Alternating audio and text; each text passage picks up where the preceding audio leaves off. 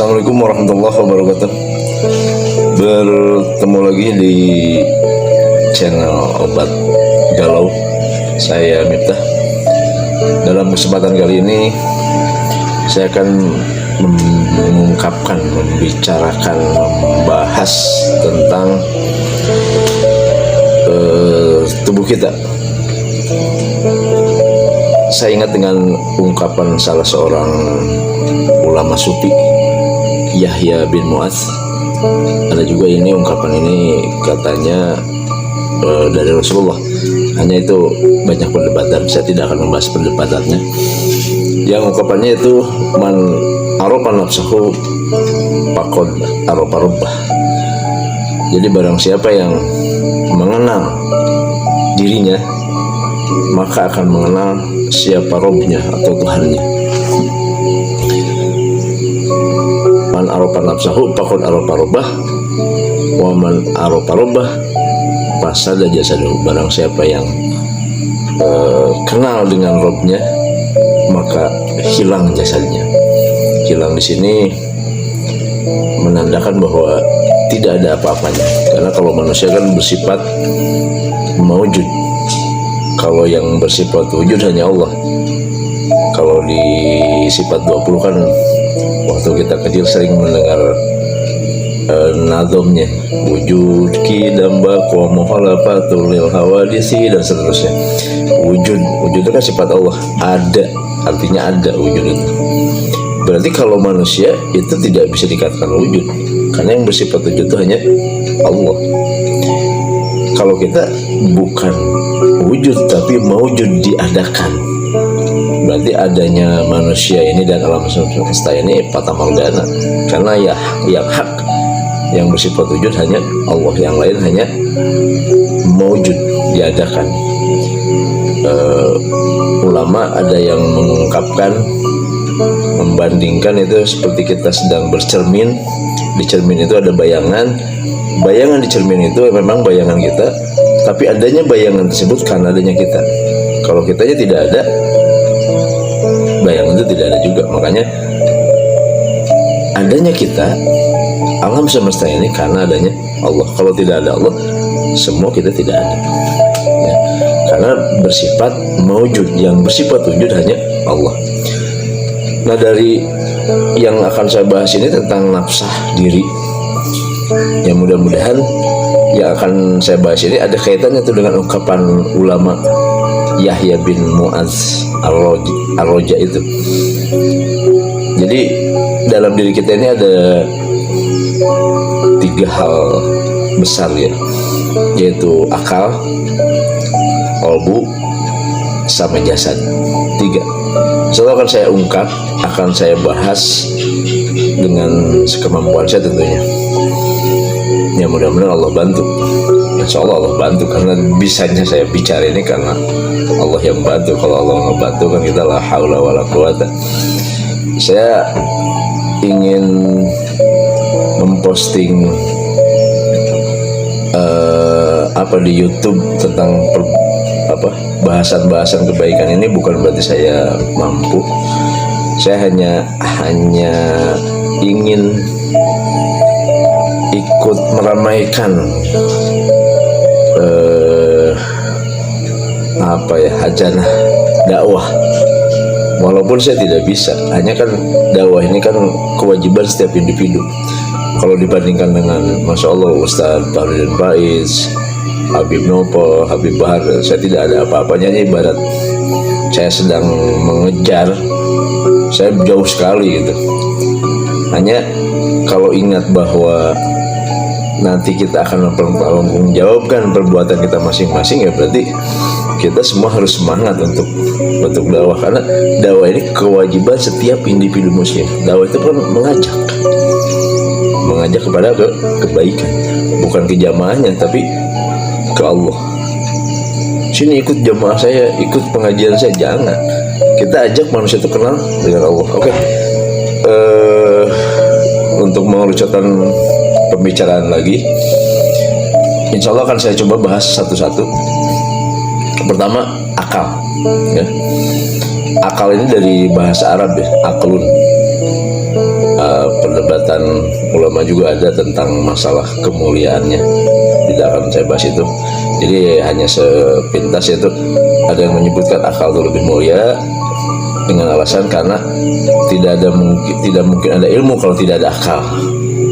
Ada yang menyebutkan ilmu lebih mulia karena Allah bersifat ilmu, tidak bersifat akal. Oke.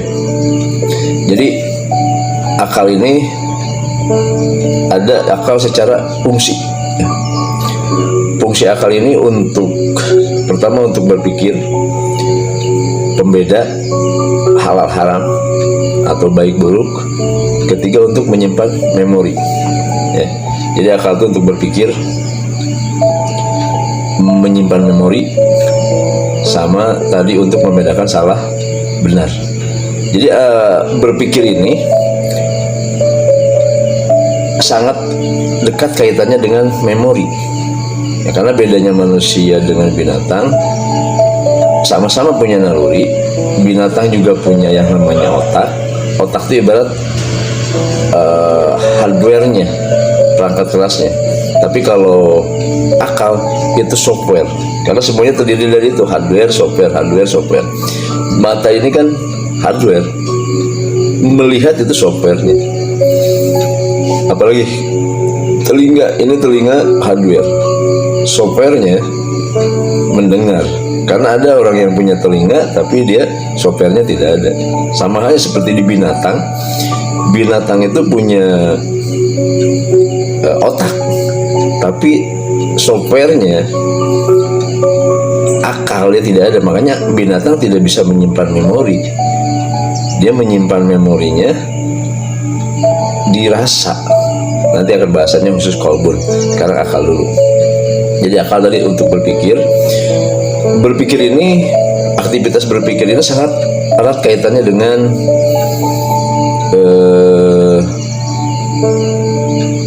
berpikir erat kaitannya dengan memori atau penyimpanan. Seperti halnya mungkin akan saya contohkan. Nah ini mungkin saya ambilnya aja nih. Ini tip X ya. Tip X untuk menghapus. Kenapa kita bisa sebut ini tip X? Pas ditanyakan oleh orang, apa ini tip X? Kita bisa menyebutkan tip X, bukan ini namanya tip X. Tapi kata-kata tip X ini sudah tersimpan di memori kita. Jadi fungsi akal itu salah satunya bisa menghubungkan antara fakta dengan memori. Nah, itu ada yang mengatakan bahwa memori di binatang juga ada yang mengatakan tidak ada. Tapi walaupun misalkan ada, kata para ahli, ini binatang tidak bisa menghubungkan antara memori dengan fakta. Jadi contohnya misalkan kalau kambing misalkan di musim kurban, dia sedang teman-temannya dipotong, pas bagian dia melihat golok biasa saja. Karena apa? Dia tidak bisa menghubungkan antara fakta golok dengan memori yang ada di kepalanya. Nah, kita bisa menyebutkan ini tip X karena ada memori. Tapi kalau tip X ini ditanyakan ke sesama manusia juga, tapi manusia yang ada di pedalaman, dia tidak akan mengerti. Jadi manusia yang tidak ada di pedalaman sangat dalam sekali, belum pernah melihat benda ini. Pas ditanya apa ini, dia nggak ngerti. Ya, jadi kesimpulannya, berpikir itu adalah proses pencarian memori yang ada kita simpan. Jadi simpanan memori ini sangat banyak ya. Simpanan memori di kepala kita ini 1 petabyte ya. 1 petabyte ini setara dengan 1000 terabyte ya. Jadi kapasitas otak, kapasitas akal kita ini 1 petabyte setara dengan 1000 terabyte. 1000 terabyte setara dengan 1 juta gigabyte. Jadi sangat banyak. Jadi kalau ada orang yang menghafal Quran, menghafal ribuan hadis, itu belum belum penuh di memori otaknya itu belum penuh. Kenapa? Karena kalau Quran dibacakan itu paling cepat bisa 8 jam sampai 10 jam yang cepat ya. Kalau lambat anggaplah 20 jam itu tanpa henti ya. Kalau misalnya sambung-sambung tetap waktunya 20 jam. Itu kalau 1 petabyte ini setara kalau musik lagu itu diputar terus-terusan selama 2000 tahun. Bisa dibayangkan, kalau Quran saja 20 jam, ini 2000 tahun daya tampung akalnya. Terus kalau misalkan foto itu bisa menampung 10 miliar foto yang kapasitasnya 100 KB. Bisa dibayangkan. Jadi akalnya sangat banyak daya tampungnya ya.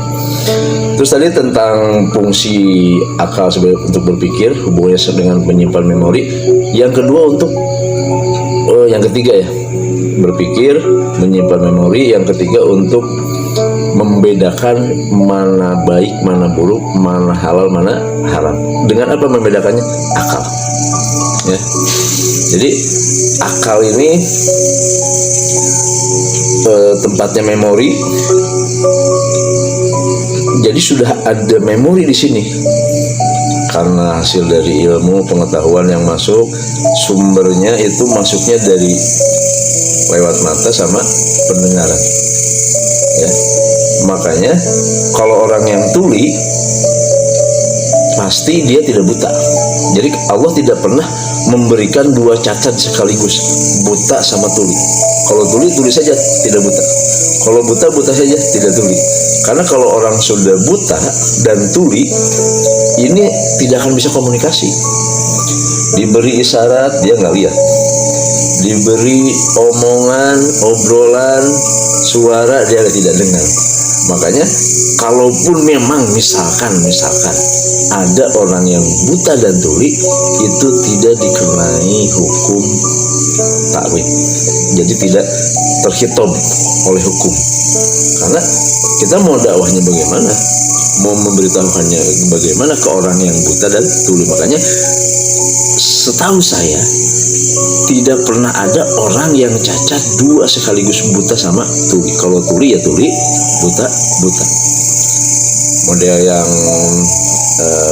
gagu, itu yang gagu kan bukan, kebanyakan orang taunya oh itu lidahnya pendek, bukan. Itu pendengaran yang rusak. Tuli, karena yang gagu pasti tuli, tapi yang tuli belum tentu gagu. Kenapa dia yang gagu pasti tuli? Karena sejak lahir dia belum pernah mendengar kata apapun. Otomatis tidak ada yang direkam di sini. Makanya dia bahasanya dengan isyarat, karena dia tuli dengan gerakan. Nah, jadi untuk membedakan halal haram itu. Jadi fungsi otak itu tadi untuk berpikir, kedua untuk menyimpan memori, ketiga untuk membedakan halal haram. Nah, di binatang model ayam, kucing, ini sering saya lihat banyak yang salah kaprah. Kalau ayam, karena dia tidak punya akal, dia tidak bisa membedakan mana istri, mana pacar. Karena apa? Itu binatang. Di ayam tidak ada pernikahan. Makanya sangat wajar sekali kalau ayam jantan pas melihat ayam betina yang montok, dia kejar. Detik itu juga diselesaikan, bukan perkosaan. Karena di binatang tidak ada pernikahan. Jadi ayam tidak bisa membedakan mana istri, mana pacar. Jadi yang bisa membedakan mana istri, mana pacar manusia. Makanya nanti yang dihisab itu manusia. Kucing tidak bisa membedakan mana ikan sendiri, mana ikan orang lain. Jadi kalau suatu saat kucing mengambil ikan kita, bukan mencuri. Ingat, kucing bukan mencuri. Yang mencuri itu manusia, karena manusia bisa membedakan mana ikan sendiri, mana ikan orang lain. Itu bedanya kucing dengan manusia. Jadi yang saya bikin geli. Ibu-ibu ini punya musuh kucing. Wah, kucing ini yang mencuri nih, ketemu saya pukul nanti. Ini yang gila siapa? Kucing dia tidak punya akal. Jadi kucing itu tidak bisa membedakan mana ikan sendiri, mana ikan orang lain. Kalau manusia bisa membedakan mana ikan sendiri, mana ikan orang lain. Makanya kalau manusia mengambil hak orang lain, sangat wajar disebut pencuri. Itu bedanya. Jadi itu tentang fungsi akal. Terus ada kondisi akal. Kondisi akal ini ada kondisi akal yang sehat, yang sakit, dan hilang. Jadi ada akal sehat, ada akal yang sakit, ada akal yang hilang. Insya Allah kalau masih bisa ngobrol nyambung, itu sehat. Ada akal yang sakit. Akal yang sakit ini banyak faktor ya. Bisa karena benturan ya. Jadi otomatis kalau hardware-nya rusak berpengaruh ke software. Misalkan gegar otak, kecelakaan. Bisa dikatakan itu akal yang sakit, apalagi sampai kalau hilang ingatan tuh. Jadi tidak kenal dengan dirinya, dengan sekelilingnya setelah kecelakaan. Itu bisa dikatakan sakit. Ada lagi misalkan yang sakit faktor pengaruh obat-obatan terlarang. Ini saraf banyak yang putus ya. Tidur setelah asar aja banyak saraf yang putus. Makanya kalau sering tidur setelah asar putus terus, bisa ujung-ujungnya hilang ya. Hilang akalnya. Kalau hilang, kemana hilang? Kalau akalnya hilang, ini besar kemungkinan, bukan besar kemungkinan ya, ini diambil sama Allah langsung. Makanya ada akal yang sehat, ada akal yang sakit, ada akal yang hilang. Seperti kondisi tubuh manusia, ada tubuh yang sehat, ada tubuh yang sakit, ada tubuh yang mati. Makanya dokter sedunia tidak bisa mengobati dua penyakit ini, kematian sama gila. Kenapa? Kematian ini ruhnya tidak ada. Gila ini akalnya tidak ada, sama Allah langsung diambil. Tapi fungsi otaknya masih ada. Orang gila kan dia bisa mencari makanan, bisa makan. Berarti kan itu perintah dari otaknya. Akalnya dia tidak bisa membedakan lagi masalah nutup auratnya, masalah najisnya, masalah kotornya. Sampaikan dia tidak kenal siapa namanya, kenal orang lain, tidak. Karena akalnya sudah hilang. Makanya untuk menguji dia gila tidaknya, ajak ngobrol. Kenal tidak dengan kita. Kalau dia kenal dengan kita, kenal dengan tetangganya, itu belum gila. Baru rusak, baru sakit. Makanya kalau orang yang sakit secara tubuh ya, hanya ada dua kemungkinan. Kalau tidak sembuh, kalau tidak meninggal. Begitupun orang yang sakit, akalnya kan tadi akal itu ada kondisinya sehat, sakit, hilang. Kalau yang sedang sakit akalnya, misalkan karena pengaruh obat terlarang, dia sering ya mengkonsumsi obat-obatan, saya kurang hafal tuh nama obat-obatannya, ada pengaruhnya ke saraf, ke halu. Nah ini kalau terlalu sering, ada dua kemungkinan, bisa jadi sadar lagi kalau dia berhenti mengkonsumsi, bisa hilang. Atau kalau akal sering dicuekin ini berarti tidak tidak digubris. Misalkan begini, dengan akal kita bisa membedakan mana, kalau di hukum Islam kan mana wajib, sunat, jaiz boleh, makruh haram. Kalau misalkan wajib sholat, dia tidak sholat, berarti dia sedang mencuekin akalnya. Kalau akalnya sering dicuekin, ini Allah kan maha tahu. Misalkan ada yang wajib sholat, ini kan wajib, lawannya haram. Kalau sholat wajib, berarti tidak sholat haram. Minuman keras haram, berarti kalau meninggalkannya wajib. Ini berpasangan, sunat dengan makruh. Sholat sunat, qobliyah ba'diyah sunat, meninggalkan sholat sunat qobliyah ba'diyah makruh perbuatan itu. Oh itu bahasanya nanti. Nah, kalau kita sering nyuekin, misalkan waktunya sholat tidak sholat, subuh tidak sholat, zuhur tidak sholat, terus tidak sholat, berarti akalnya terus sedang dicuekin. itu menurut kacamata agama itu sebetulnya sedang sakit. Kenapa? Malah mendekati gila, karena al-junun pun gila itu macamnya banyak, bisa bukan nggak harus bawa kantong plastik ke pasar, tidak pakai celana, itu bukan itu saja. Waktunya sholat tidak sholat terus sampai beberapa hari tidak sholat, itu termasuk bentuk gila yang lain. Nah, kalau itu sering dilakukan, akalnya sering dicuekin, Allah kan maha tahu. Karena kalau misalkan orang berakal dia tidak melaksanakan kewajiban-kewajiban, berarti pulsa terus berjalan. Kalau ibarat HP, hisab terus berjalan, dihitung terus. Nah, bentuk sayangnya Allah, ini orang sudah terlalu melampaui batas, Allah cabut akalnya. Nah, kalau sudah dicabut akalnya, bebas dia mau tidak sholat, karena sudah tidak ada tanggung jawabnya lagi dengan tubuhnya, karena akalnya sudah tidak ada. Nah, makanya saya yakinnya tidak ada orang yang bercita-cita untuk gila. Kalau ditanya para pemirsa, ada nggak yang bercita-cita jadi orang gila? Saya yakin nggak ada. Dan saya yakin orang gila yang sekarang yang sering kita lihat di jalan-jalan, sebelumnya dia tidak pernah berniat jadi orang gila. Tapi ingat, hati-hati kalau kita sering mencuekin, buat cuek terhadap akal, masa bodoh terhadap akal, harusnya jangan diminum menurut akal kita, karena akal kita yang sudah diberi pengetahuan tentang agama bahwa minuman yang memabukkan itu haram, itu bentuk pengetahuan di akal. Terus kita paksain minum, itu sedang proses akal tidak digubris. Sering, siap-siap ada kemungkinan cabut. Ya wajar, manusia memang tempatnya salah ya. Tapi kalau salahnya terus-terusan dan sengaja terus-terusan, itu ada banyak kemungkinan dicabut akalnya langsung sama Allah. Karena kalau yang saya lihat,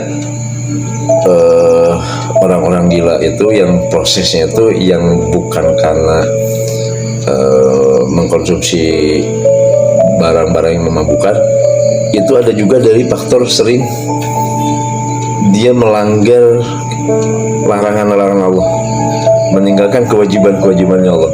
Itu sering dari situ dihasilkan hilang akalnya. Oke, itu tentang akal. Mudah-mudahan ada manfaatnya deh. Ini semampunya saya menerangkan seperti ini. Sekarang tentang kolbu, ya, tadi akal, terus kolbu ini hati. Kalau di bahasan di kitabnya Syekh Taqi Yudin An-Nabhani menyebutkan ini gorizah, ya, adanya di kiri hati ini. Nah, kalau bahasa Arabnya kolbun, kalau bahasa Inggrisnya heart. Tapi heart ini kalau diterjemahkan artinya hati. Kalau di Indonesia disalah terjemahan, ada diartikan ke jantung. Kalau kamu ketikkan jantung di bahasa Inggrisnya, ternyata ini ke hati. Nah, makanya jantung dan hati ini satu oknum, satu benda, hanya beda nama, dua nama, mempunyai dua nama. Satu benda yang mempunyai dua nama. Makanya para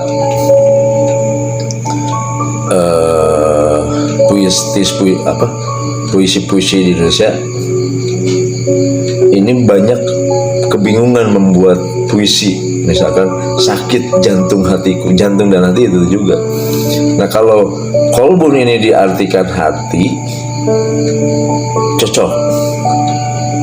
Terus heart ini diartikan hati, cocok. Nah, masalahnya di kita ini ada salah terjemahan di bahasa Indonesia, diartikan ke jantung, ya. Berarti kalau diartikan ke apa, malah liver itu ada di sini, ya. Liver itu ada di sini. Berarti kalau heart diartikannya ke hati, liver itu harusnya nggak usah diterjemahkan ke hati. Liver itu ya udah liver saja. Jadi kita hati itu di sini. Jadi sepakat ya, jantung dan hati itu satu oknum. Jadi disebutkan oleh Syekh Taqi, ini namanya naluri atau goriza. Naluri terbagi 3. Ada naluri beragama atau naluri pengagungan. Nah ini walaupun binatang tidak punya akal, tapi naluri sama ya. Manusia juga butuh yang diagungkannya gitu. Termasuk binatang butuh yang diagungkannya. Nah, kalau pengagungan ini diserahkan ke manusia masing-masing, inilah banyak penyimpangan-penyimpangan. Makanya Nabi Muhammad Rasulullah SAW itu diutus untuk mengatur masalah pengagungan ini ke Rabb, ke Ilahi, ke Allah. Jadi diatur nih, mengagungkan Allah. Ini loh aturannya yang Allah mau. Kalau diserahkan ke masing-masing, ada yang nyembah pohon, ada yang nyembah patung-patung ya. Jadi itu diserahkan ke masing-masing. Makanya kita ikutin aturan Allah. Cara nyembah tuh begini ya. Nah itu pengagungan. Jadi di binatang juga ada. Makanya di binatang ada raja hutan ya. Nah termasuk orang-orang ateis, komunis sekalipun, makanya ada yang patung apa tuh di China tuh, ini orang-orang besar komunisnya dibuat patung itu untuk bentuk pengagungan dia gitu. Jadi butuh sesuatu figur yang diagungkan. Jadi naluri itu ada 3. Naluri beragama atau pengagungan, naluri mempertahankan diri, yang ketiga naluri meneruskan keturunan atau naluri sek. Kita bahas satu-satu. Tadi naluri pengagungan. Jadi ini diatur oleh Rasulullah ya. Dan agama-agama yang lain juga mengatur sesuai keyakinannya masing-masing ya. Kalau saya orang muslim ya, saya yang saya tahu tentang cara Islam ya, bagaimana mengagungkan Allah menurut peraturan Islam. Nah, terus naluri mempertahankan diri. Ini naluri mempertahankan diri di manusia ada, di binatang pun ada. Seperti misalkan kucing kalau mau dipukul dia lari, ular dicari-cari mau dipukul lari juga. Itu bentuk dari naluri mempertahankan diri, bukan dari akalnya, karena binatang tidak punya akal. Terus naluri sek ya, naluri berketurunan, ini juga naluri. Nah, bedanya antara kalau naluri ini pancingannya dari luar. Nah, makanya penting kita membicarakan Sang Pencipta, membicarakan kebesaran Allah itu untuk memancing kolbu kita, ilahiyah kita, supaya ingat terus ke Sang Pencipta ya, supaya bersama Allah terus tempat pulang kita ya. Jadi pancingannya dari luar, termasuk naluri mempertahankan diri, pancingannya dari luar. Kucing kalau tidak diancam dia diam, tapi pas merasa terancam dia akan melawan atau melarikan diri. Itu bentuk dari naluri mempertahankan diri. Terus naluri tadi, naluri sek ya. Naluri sek ini terbagi 3. Jadi pemuasannya ada 3 ya. Memuaskannya itu ada 3. Bahasanya yang apa yang pas ya? Mudah-mudahan pas ya bahasa memuaskan. Bisa dengan cara dibebaskan, seperti ayam bebas, kucing bebas. Makanya di kucing tidak ada istilah pedofilia. Ada pernah saya lihat kucing kecil ini sama kucing besar, itu kucing bebas. Di kucing kan tidak ada tadi pernikahan, tidak ada pernikahan, di kucing bebas. Nah, dibebaskan, di manusia juga ada yang dibebaskan. Orang-orang barat ya, orang-orang yang mau bebas, yang tidak mau terkungkung aturan, dia ingin bebas seknya. Terus dibunuh ini dihilangkan Seperti halnya kalau, maaf ini bukan menjelekkan agama lain, di Hindu ini tidak boleh nikah.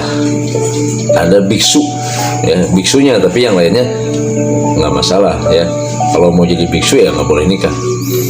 Ada di Kristen pendeta, paus itu saya kurang tahu. Pokoknya ada struktural tertentu, level tertentu yang tidak boleh nikah, ya biarawati itu namanya dihilangkan atau dibunuh. Jadi pemuasan seks itu ada yang dibebaskan, ada yang dihilangkan, ada yang terakhir diproporsikan, ya. Diproporsikan ini seperti Islam nikah, ya. Tadi ada yang pemuasan seks itu dibebaskan, dihilangkan atau dibunuh, atau yang terakhir diproporsikan dengan cara pernikahan. Nah, kalau dibebaskan ini ada 3 akibat. Ini akibatnya, pertama yang rusak itu kalau seks dibebaskan, rusak kesehatan. Makanya muncul berbagai macam penyakit kelamin, ini akibat seks dibebaskan. Kedua, rusak keturunan. Jadi tidak jelas binnya siapa, bapaknya siapa, karena saking bebasnya, seperti binatang gitu kan. Terus akan rusak lagi kalau di Islam bab waris. Jadi warisnya ke siapa, harus kan waris kan berdasarkan harus ke anak. Tapi kalau anaknya tidak jelas, keturunan ini siapanya nggak jelas, itu akan rusak. Ada 3 hal. Jadi ada yang dibebaskan itu rusak 3 hal. Ada yang dibunuh, dihilangkan seperti pendeta, tadi biksu. Untung Kristen ini tidak jadi pendeta semua. Makanya alhamdulillah di Islam tuh nikah tidak dilarang, malah dianjurkan, ya. Kalau di Kristen, maaf nih, Kristen ini hanya penjelasan dari versi saya mungkin. Untung di Kristen tidak semua jadi pendeta. Kalau semua jadi pendeta di Kristen, itu 20 tahun kemudian punah Kristen. Ya kan tidak ada keturunan. Sama di Hindu juga, kalau Hindu semua jadi biksu, 20 tahun kemudian tidak ada keturunannya lagi. Makanya Islam sangat menentang LGBT. Kenapa? L-nya lesbian. Kalau semua lesbian nggak mungkin punya anak, ya. G-nya gay, LGBT gay. Kalau gay semua nggak punya anak juga. Makanya perlu semua elemen masyarakat menentang LGBT ini. Lesbian, gay, B-nya bisek, sama transgender. Bisek ini kan menyebab masalah kelamin, penyakit kelamin juga. Sama transgender. Transgender ini kan bentuk tidak menerima kodrat gitu. Sangat tidak bersyukur ya, tidak menerima. Misalkan diciptakan jadi laki-laki, itu kan ya harus terima sebagai laki-laki. Menjadi perempuan yang harus terima sebagai perempuan, ya. Jadi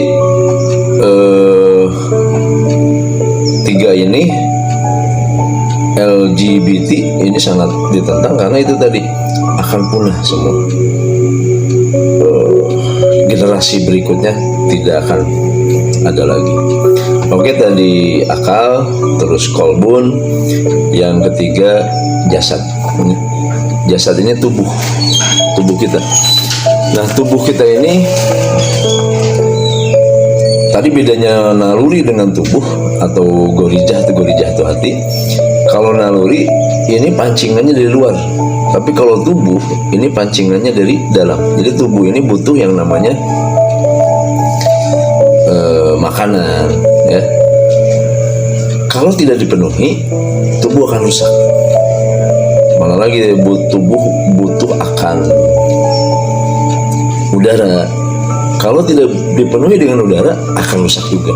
Jadi kalau kebutuhan tubuh ini dari dalam, karena kalau tidak dipenuhi tubuh akan rusak. Tapi kalau naluri ini pancingannya dari luar.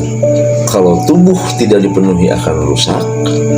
Kalau naluri tidak dipenuhi, misalkan tadi naluri berketuhanan, orang tidak beragama, tubuhnya nggak akan rusak, hanya akan gelisah. Terus naluri lagi, diantaranya tadi naluri seks. Ini naluri seks ini kalau tidak dipenuhi tubuh nggak akan rusak, hanya akan gelisah. Itu saja bahasan tentang tiga hal, akal, kolbu, sama jasad. Mudah-mudahan berkenaan atau sejalan dengan ungkapan tadi Abuya Ar-Razi, ya, Yahya bin siapa tadi, lupa lagi namanya. Itu ungkapannya. Ada juga yang mengatakan ungkapan itu dari Rasulullah, man arafa nafsahu faqad arafa rabbah, man arafa rabbah fasada jasaduhu. Sekian dulu, mudah-mudahan ada manfaatnya buat pemirsa semua. Assalamualaikum warahmatullahi wabarakatuh.